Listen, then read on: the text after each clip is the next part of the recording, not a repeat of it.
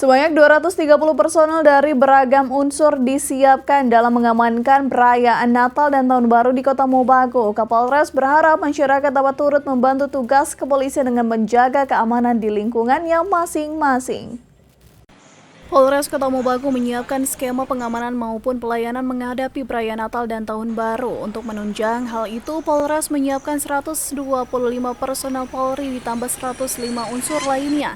Di samping itu, Polres juga menyiapkan 7 pos pengamanan dan 1 pos terpadu. Skema ini merupakan rangkaian dari operasi terpusat Lilin Samrat yang sedang berlangsung hingga tanggal 2 Januari 2025 nanti. Skema pelayanan dan pengamanan yang kami terapkan di wilayah hukum Polres Kota Mobagu, kita akan mendirikan 7 pos pengamanan dengan 1 pos pelayanan terpadu. 7 pos pengamanan ini nantinya akan ditempatkan di sekitaran lokasi yang banyak gereja atau tempat ibadah, serta banyak tempat kegiatan pariwisata serta aktivitas masyarakat lainnya.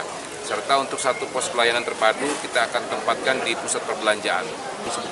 Untuk jumlah personil yang kita libatkan kurang lebih 125 personil anggota Polri dengan bantuan dari rekan-rekan stakeholder lainnya. Jadi kalau di total kurang lebih sekitar 230 personil yang ada tergelar nantinya akan melaksanakan pengamanan Nataru.